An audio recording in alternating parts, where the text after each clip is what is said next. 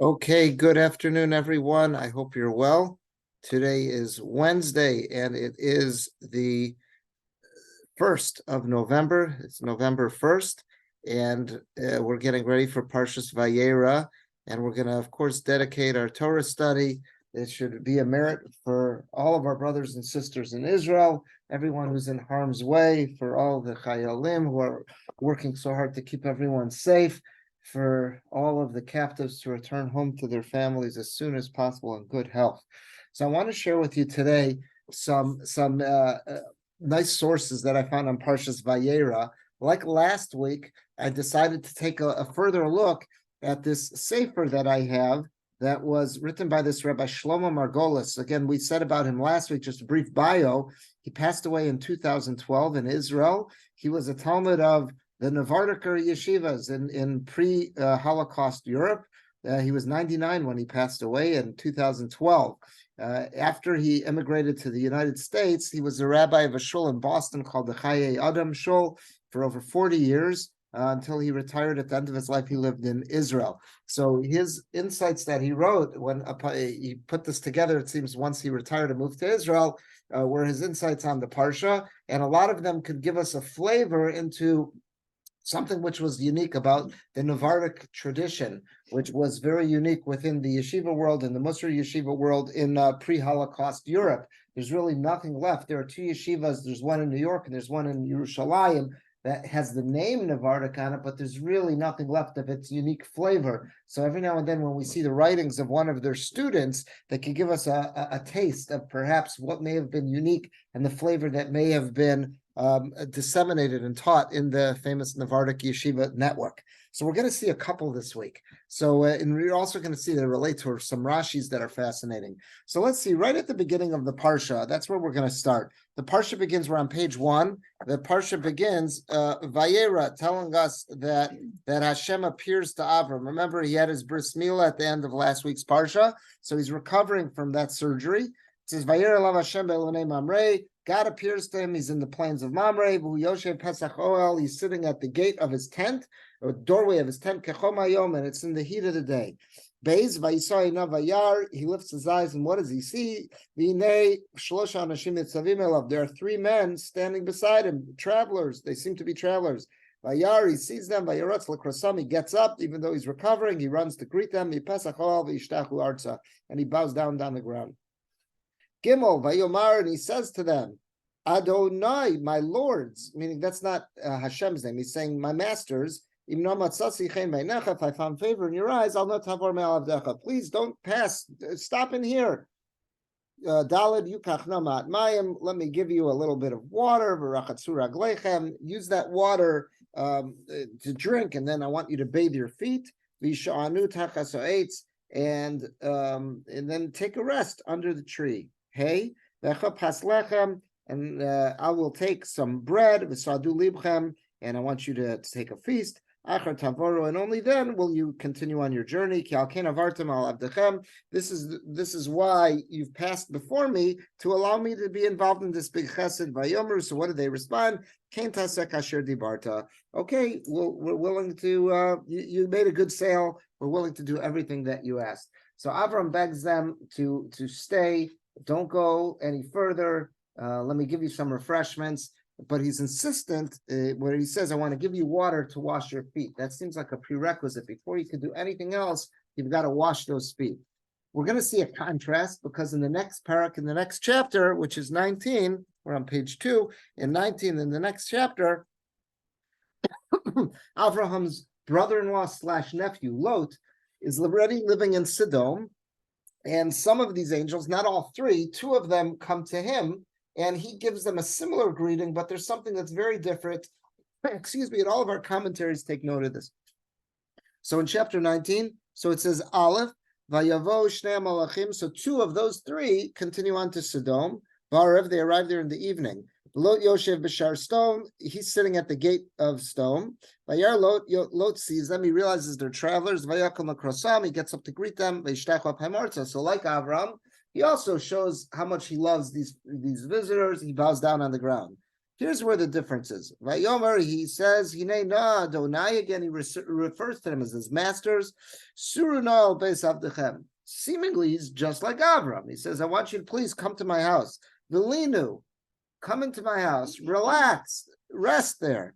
And only then, Varachatsu raglechem, then I want you to wash your feet. So it wasn't a prerequisite. With Avram, it was a prerequisite. Before you do anything, I'm going to give you water to wash your feet. Lot is willing to invite them into the house first, and then he says you'll wash your feet. V'yishkantem, and then you'll get a good night's sleep. You'll get up in the morning. V'alachtem u'darchem. Then you'll continue.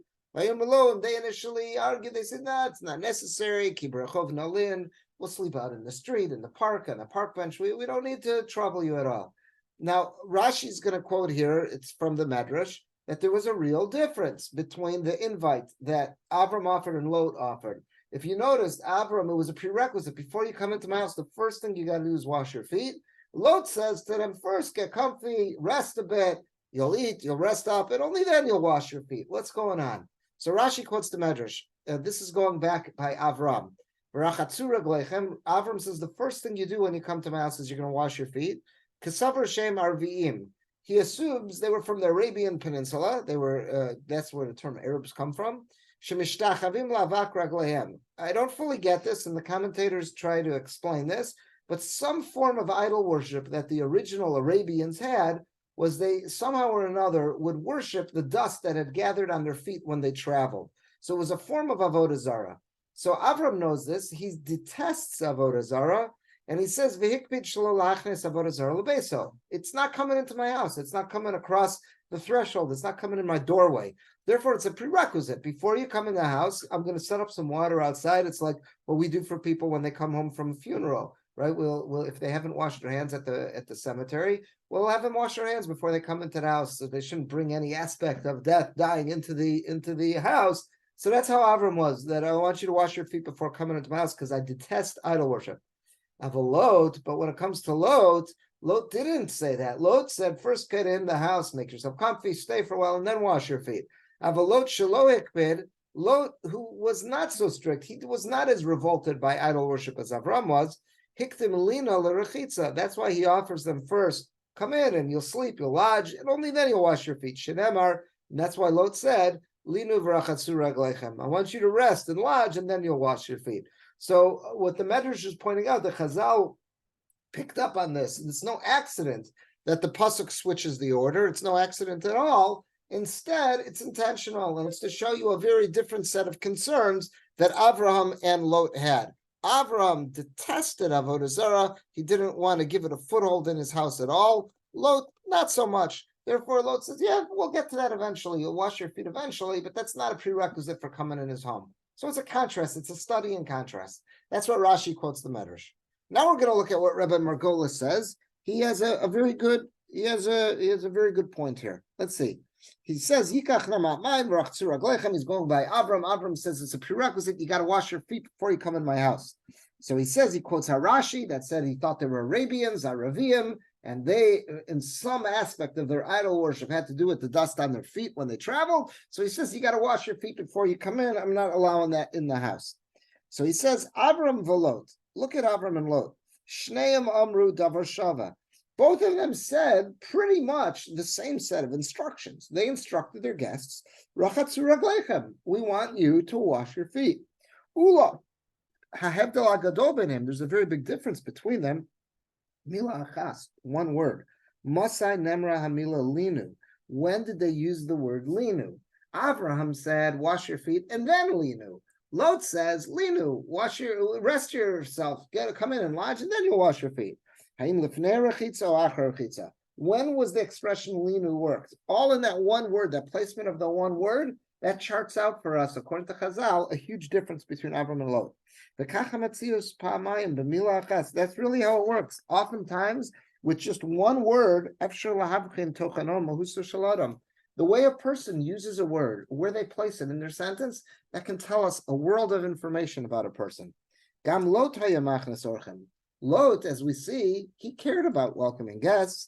He was willing even to put himself and his family in danger, in harm's way, for hosting guests. It obviously was important to him. Ulam Yisod Musad Hevdil B'neim. there was an incredible difference between them. Avram, we're now on page 3. He says, Avram Avram was extremely strict. He didn't want any idolatry in his house. Lot, not so much. He didn't care. This didn't bother him so much. Avram yoga b'maisa chesed al pi chukei Torah. So what do we see? Avram, he was willing to exert himself with the mitzvah of chesed, but it was going to be channeled. It was going to be limited. It was going to have it was going to be guided by what the Torah asks of us. Dilu chesed she'eno banoi al yesodei Torah, just to be involved in chesed that isn't built on, it's not guided by, it doesn't have the parameters of what the Torah wants. Ein lo zechus kiyum, doesn't merit to be everlasting. That's why Avram was the one who was successful at spreading his message and his ideas of chesed and ethics throughout the whole world, because it wasn't an ethics that was divorced from God. It wasn't an ethics that was divorced from Torah. It wasn't just pure humanistic values. It was ethics that were ingrained, have to do, I'm going to be engaged in chesed, but according to God's directives. When someone's engaged with chesed according to God's directives, that could have kiyum, that could be everlasting, and it could spread. We find nothing of that nature in the family of Lot, Nishara Lederon. They were left with nothing. There's nothing that could speak of. There's no yichus of Lot that says, wow, the offspring of Lot, they're renowned for being Balei Chesed. There's nothing left of that. There's none of the descendants of Ammon and Moab who could claim that, wow, we're such Balei Chesed. Look what we inherited from our father. To the contrary, Moab and Ammon, they were banned from joining Klal Yisrael. The males were, because they lacked chesed. When Bnei Yisrael were marching through their area on their way to Eretz Yisrael with Moshe and Yoshua, they didn't come out to offer them anything. There was no chesed whatsoever. So here you have two people that, if you study their what chesed means to them, it almost looks identical. In fact, Lot was willing to risk his life and his family's life for chesed.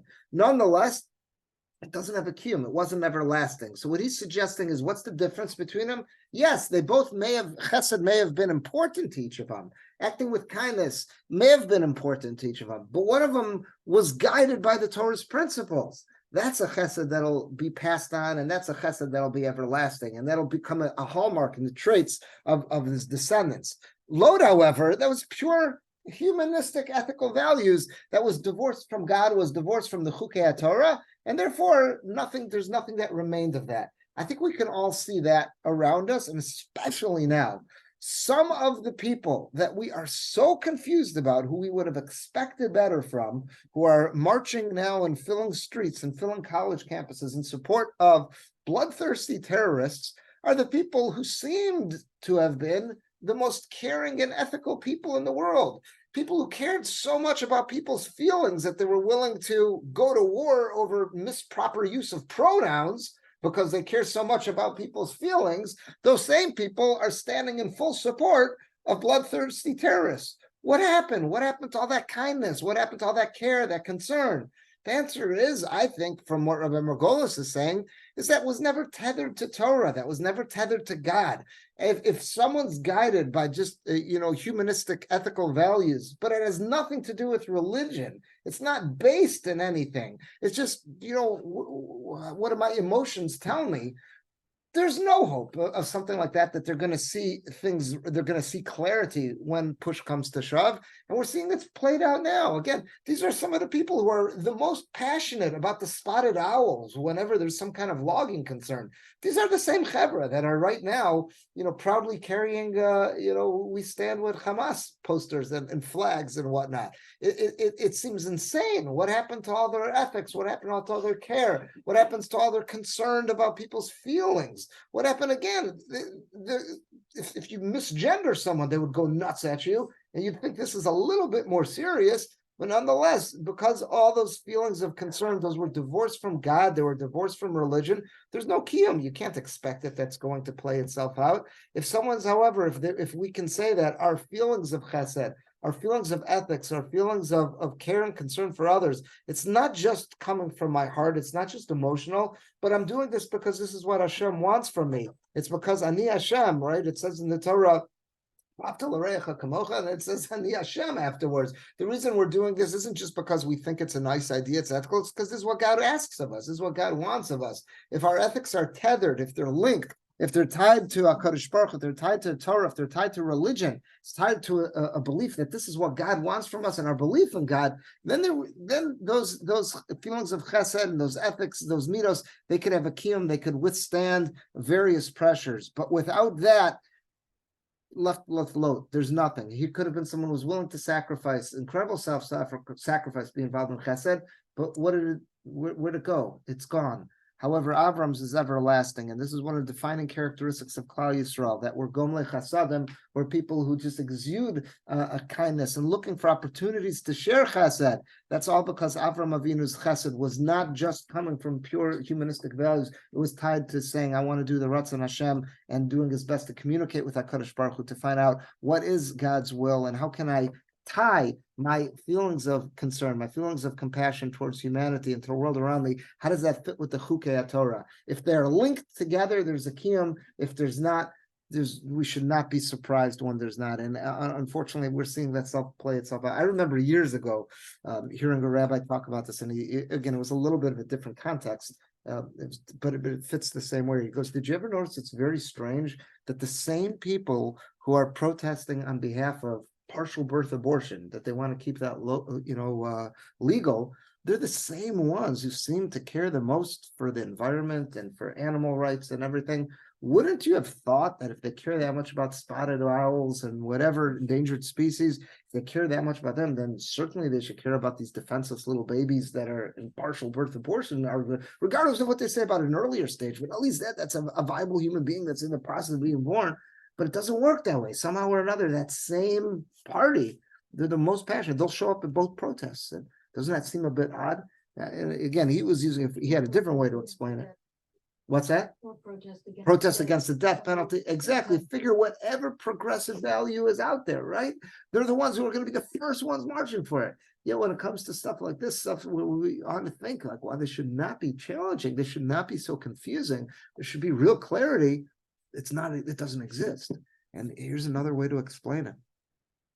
Let's move on. Here's a beautiful idea from Rabbi Margolis that I saw this week. And I thought this is fascinating. There's a Rashi. I didn't write the Rashi because you'll see Rabbi Margolis quotes it here. I just don't have the English. So we'll read it together. Remember we just pointed out that there's a difference between Avraham's request to wash their feet. He says, you can't come into my house until you wash your feet. And Lot says, come into my house, make yourself comfy, lodge a bit, and you wash your feet later. Well, that's what the first Rashi pointed out.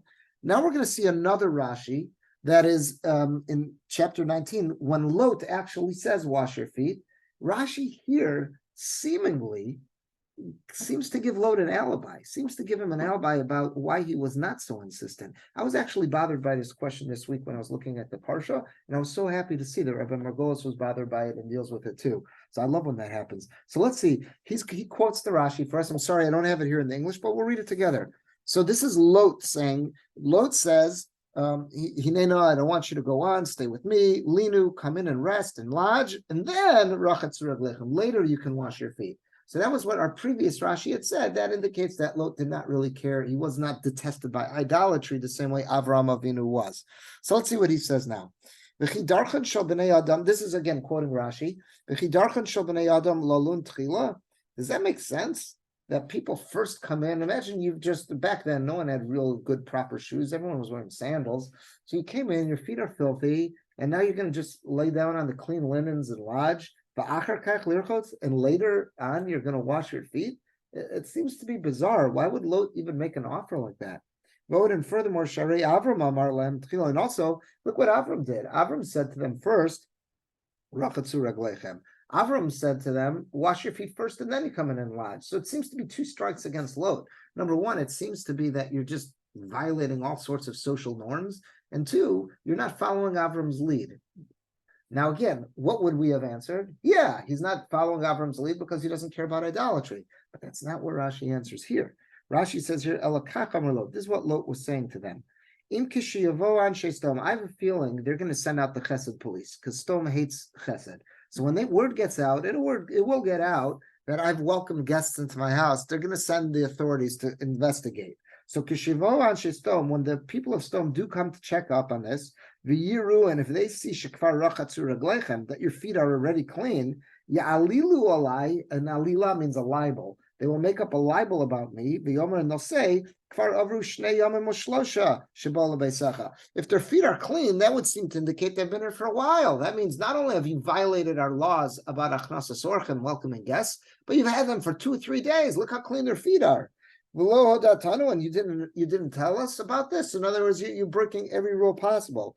Therefore, Lot said, I want you to keep your feet dirty. If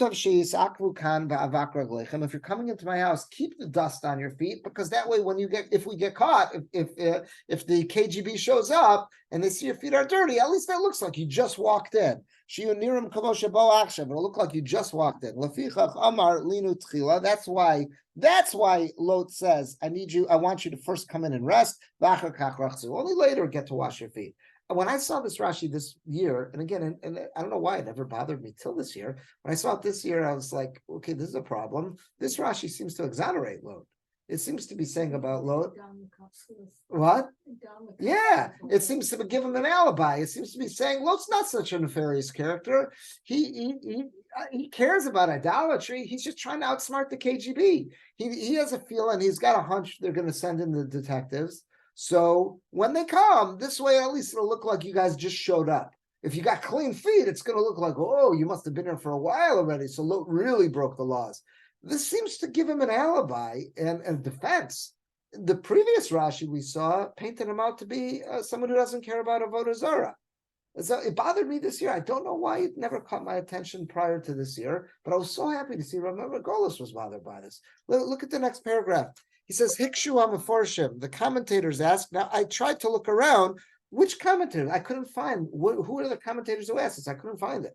I would have been so happy to say, wow, I was bothered by the same question as those commentators. I couldn't find them. So I know Rabbi Golos is bothered. Hikshu Amaforshim. I'm sure they're out there. I just don't know which ones. He didn't tell us. V'halo Le'el, earlier, the first Rashi we saw this morning, Beperak in Yudches, Nemar, Yukach Namat Mayim, so when Avram said, I want you to take some water to wash your feet, Shamba Rashi, what did Rashi say there? Avram said, I want you to wash your feet first because he was makbid, he was very strict. I don't want idolatry entering my house. Avalot, the contrast is to Lot, Shalo Hikpid, who did not care about idolatry, Hiktim Lina L'Rechitza. That's why he said you could come in and lodge, and only later, yes, sometime down the road you'll wash your feet. And that paints Lot to be someone who doesn't care about Avodah Zarah. However, Lafia now, but according to what this second Rashi we just saw, Lot, it wasn't that he didn't care about Avodah Zarah. He was trying to protect himself. Maharaya Sheno Makir. How's there a proof that Lot doesn't care about Avodah Zarah? Hare Tamo Imo. He's got a very good reason why he didn't want them washing their feet initially. Shelo Ya'alilu Alav Anshe Stom. He doesn't want them to make a libel against him that he's had these guys in his house for 2-3 days. So this Rashi seems to defend Lot.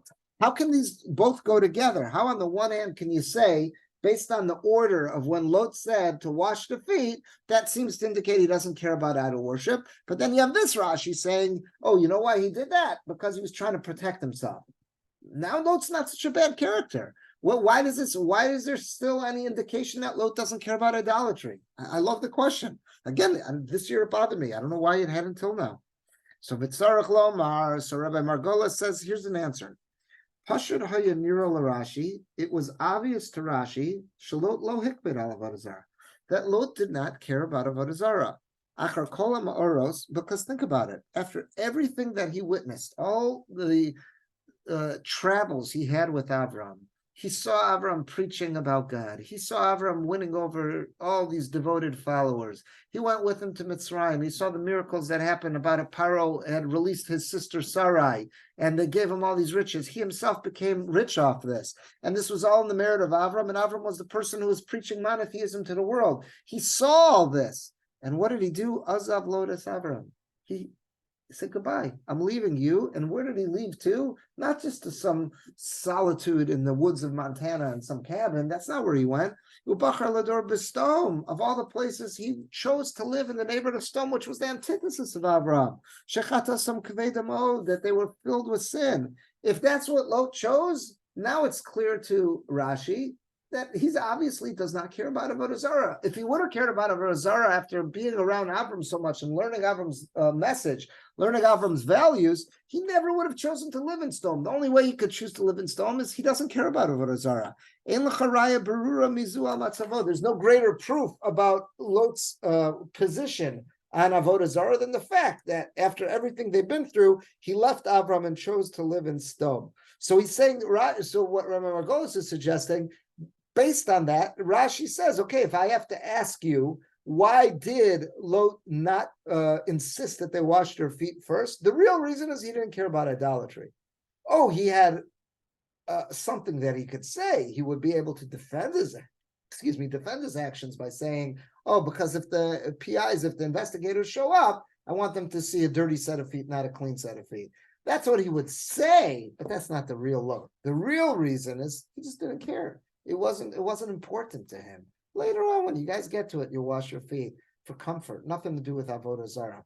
That's a suggestion. The fact that he could have left Avram after all he's been through, after all he's learned with Avram, learned from Avram, and then chose to live in Sodom, he obviously doesn't care about idol worship, and that's the reason why he didn't say to wash your feet in front. What's the reason, so to say, he's justifying it? How might he rationalize why that's okay? Oh, that might be what we read in the second Rashi, but that's not the real reason. The true reason why he said not to wash the feet is because he didn't care. Now he says in the brackets, he offers a little bit more of a second answer. He says, he says, here's another thing. He says, Vinerli Lomar, he says another thing. He says, I'm not sure what that abbreviation was. I didn't look that up. Aleph, hey. I don't know if that means like at second glance, maybe like later in life. He says, I got more to add to this. I don't know. Vinerli Lomar, he says in that bottom paragraph, he says, I've got another suggestion I could say. When Lot said, that he says, oh yeah, if they see that your feet are washed, they'll say that you must have been here for 2-3 days. But Divrei Rashi, why did Lot not say, why did he specifically give that number of 2 or 3? That if they see your feet are clean, then they'll assume you've been here for 2-3 days. Why didn't just say, okay, you've been here for some amount of time? Where does number? Why is he putting it at 2 or 3? Okay, mishum shegale lifnei anshe Sodom. It must be that it was clear to the residents of Stone, Shalot eino makpid al avodah zarah. They all know about Lot, that he doesn't care about idol worship. He's come to all their barbecues where they've had idol worship. They know about Lot, he doesn't care. Imken madua ragleim nikios. If you don't care about idol worship, why are their feet clean? It's got nothing to do with that, oh, you got to clean their feet from idol worship. We know you don't care about idol worship. So if their feet are clean, what does that indicate? Must indicate al-kain shem show kvar yomayim o shlosha. It must mean they've been here for 2 or 3 days. They're not going to say, oh, their feet are clean. They just came in now and their feet are clean because you care about idol worship. That's not going to be what they assume. They know Lot doesn't care about idol worship because he's participated with them at all their stuff. If their feet are clean, they're going to assume, oh, you must have been here for 2 or 3 daby that's why your feet are no longer dirty. By the fact that Lot himself said that expression of 2-3 days, that's indicating that I don't care about idol worship. Because if I cared about idol worship, then they wouldn't jump to the conclusion you've been here for 2-3 days. They would know about me. I care about idol worship, and that's why your feet are clean. By the fact that that's not what they said, that seems to indicate that. So that's his proof. But again, what I liked about this was he's bothered by the question. Sometimes I find when you're learning, that's the nicest feeling, just to see someone else is bothered by the same question that you are. You know, that you're not alone and thinking like, okay, well, what's wrong with me? If this was such a good question, there should be other people who are bothered by other people that are bothered by this as well. So I like that. All right, let's see a completely new point, and this is on page 4, and this is going to tell us something about the power of prayer, which again is very relevant now. I've seen this idea expressed elsewhere under different circumstances, and I was so happy to find this. Let me share this with you. So this is later in the Parsha, I'm sorry, actually earlier in the Parsha, when Avram is negotiating with God, he's trying to pray to save the people of stone and their immediate environs, those cities that are surrounded stone. So it says, Vayomer, so Avram says to God, Alma yichar la Hashem, v'adabra achapam ula yimtzun shamasar. It says, God, let me have the chutzpah to ask one more request. Maybe there are 10 righteous people in Sodom, and you should save the city for those 10. Vayomer, and God says back, Lo ashchis b'vorasora. I never would destroy the city if there's 10 righteous people there. So Avram realizes, okay, their goose is cooked. They don't even have a minion. They don't have a minion of righteous people. Rashi here quotes a medrash. Ula yimtzun shamasara. Maybe there's 10 righteous people. Ala pachus lo bikesh. He didn't even think to ask for, okay, well, maybe there's 8, maybe there's 5, maybe there's 3. He didn't think to do that. Amar Dora Mabel Hayuches, because he says, think about it. The generation of the flood, we know there was 8 righteous, because there's Noach and Mrs. Noach. Then he's got 3 kids and their wives. So that's a total of 8 people. I know that the generation of flood had 8 righteous people. Noach Uvanav Nishem, Noach, his sons and their wives. V'lo hitzilu al doram. And God didn't save for 8. So in other words, I know 8 is not enough. And remember there was a sitcom back in the 80s, 8 is enough. Oh yeah, I just saw something recently about one of the actors from that. When something happened, They keep up with all of us. Yeah, I don't remember the show at all. I just remember there's that one kid who had that haircut, that little boy with that bowl haircut, the bangs. But Avram knows 8 is not enough to save the world. What about 9? And what about 9? He had already asked about 9, meaning if you include God as one, we'll get you 9. That's not going to help. He had tried that when he was, working his way down with numbers earlier, and that didn't help. So that's why he stopped at 10. He knows including God to make for an extra party is not going to help, and he knows 8's not enough, so he gives up then. So Avram realizes he's powerless, and he stops davening at that point. So that means Avram lacked the power to save anything that had less than 10 tzaddikim. Now look what Rabbi Margolis points out. I thought this was an awesome point. He says, Ula yimtzun shamasara. Again, he quotes our Rashi. Now he says, L'chein lo ispalel Avram. That's why Avram didn't daven. As soon as God told him there's not 10, Avram stops davening. And he didn't even attempt to do anything based on his personal prayers to see what can I do, even though God said there's not 10 righteous people. What's surprising is you'll see in the next parak in chapter 19, when Lot and his daughters have been saved from the stone. Initially, the Malach tells them, you've got to go really far to get out of here. And Lot begs, let's not go that far. It's too much of a trip. At least let us go to Tzoar. And it sounds like he's successful at saving the city of Tzoar.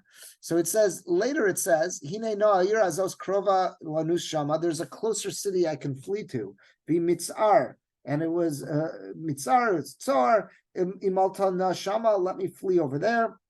Let me flee over there and survive. Why do I got to go as far as you were telling me to run initially? So, and what happened? It actually worked. The Malach says, fine.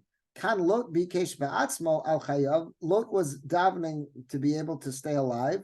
Umamshich hakasav omer, and the pasuk continues to say, "Vayomer elav hine nasasi panecha." The Malach says to Lot that we've heard, we're going to grant your request. We will not destroy the city that you spoke of. What do we see?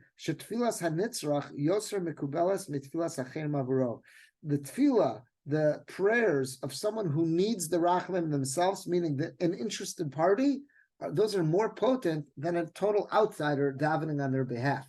Because he says, look what happened. We also find this later, it's by Hagar. It says, Kishama Elokim as kol anar. At the end of the parsha, it says that the Malach says to Hagar, God has heard the voice, the tefillahs of the prayers of the lad, meaning Yishmael. Hagar was crying and davening too. Yishmael kol anar. God listened to the voice of the Nar. And Rashi quotes Chazal saying that the tefillahs of the actual sick person are actually more powerful than the one davening on their behalf. So just take a step back. What Rabbi Margolis is bothered by is as follows. Avram says, it's not going to do me any good to daven for Sodom anymore, because Hashem says, if there was 10 tzaddikim, I won't destroy it. So Avram at that point says, okay, I'm done. There's nothing more I could do. Could he have saved Zohar? It seems like no. Avram couldn't have. He says there's not 10 tzaddikim. Yet Lot, when push comes to shove, he's worried for his life and trying to escape with his daughters. And he tells the Malach, I can't make it as far as you told me to go. Please don't destroy Zohar and let me run over there. And they say, fine, that's okay. So what does that mean? Was Lot's had a greater ability to daven than Avram did? Avram didn't save Zohar. He couldn't do anything. And Lot could? The answer seems to be there's a difference between Avram and Lot. Lot was knee-deep in danger. Someone who's knee-deep in danger, their prayers, they're praying like they mean it, because they themselves are feeling, if I don't pray, I'm cooked. My goose is cooked. Avram is an outsider. So for his prayers to be effective, he says, okay, there's got to be 10. If there's not 10, there's nothing I could do. My prayers just aren't that powerful enough. Is Lot more of a tzaddik than Avram? Absolutely not. Lot had skin in the game. When someone has skin in the game, their tefillahs are more powerful. And think about this in our own lives. We've all had people that we've davened for, and we may have really meant it. But if we've ever really been in a really dangerous situation or a really trying situation and we daven, I think we all know that those tefillahs may have been the most powerful ones we've ever offered in our lives. Why? Because when we've got skin in the game, that's a whole different level of tefillah. So what he's answering here is, yeah, Avram cares about everybody, but he didn't have skin in the game.